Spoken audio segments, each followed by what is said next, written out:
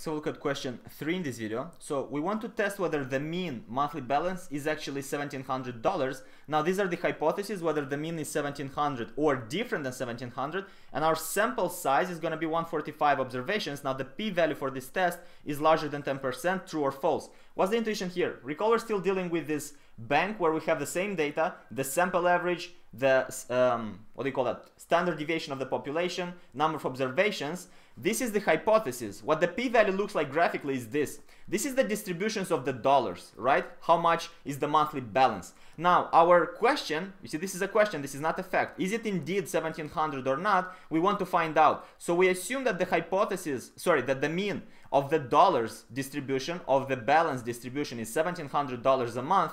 And we want to know whether, based on our sample data, which we found that the sample average is $1,990.5, what is the probability of having at least this result by chance? So this is what we're looking for, this tail over here. Now, how can we calculate probability? Remember, that's the same as proportion. And remember, we have the z distribution of that. So the z distribution uses our normal distribution of the balances and standardizes them. So we're literally going to translate this into the z distribution over here below. We're going to have the exact same thing. So now, instead of the dollars, we're going to have the z distribution.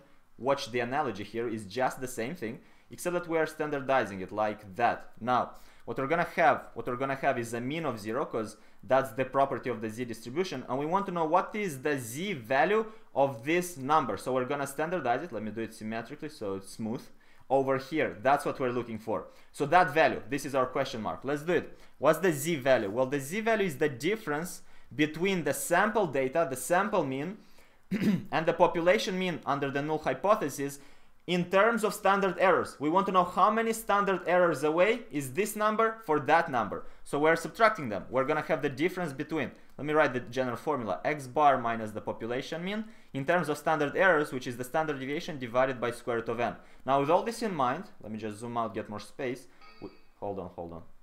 With all this in mind, we zoom out and we substitute the values. We substitute the values over here below, and we see what the number is going to be, and then we calculate the p-value. So z is equal to the difference between, what's the population mean?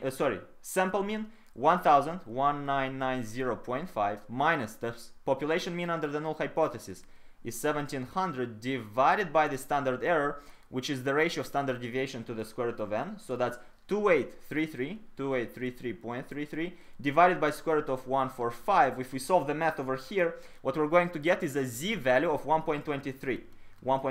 How do we interpret this z value? Well, the sample mean is 1.23 standard errors further than the mean under the null hypothesis. That's how we interpret. This value is 1.23 standard errors further from 1,700. Now, what is this tail? The p-value, the probability that we have at least such a score. So we're looking for the probability that our z value is at least 1.23. Now, if we look at the z distribution gives us the probabilities when a number is less than something. So because the distribution is symmetrical, we know that over here, analogously, I don't know if there's such a word in English, but anyway, so in the same logic, we're going to have minus 1.23 over there. So we're going to have this p-value as well, and we can calculate it from the z distribution. So what we're looking for is the probability that the z value is less than or equal to minus 1.23. They're the exact same things. Z is less than minus 1.23. And to understand it even better, always draw it on the distribution. Understand they're symmetrical. What you have on the right side has the negative value on the left side because it's lower than 0. And then you can calculate this from the table by looking at it. So we check this value, z less than or equal to minus 1.23, and that's equal to, based on the table, is going to be 0.1093, which translates into 10.93%. What do they say? They say that the p-value is going to be larger than 10%. The answer is true, and we're done.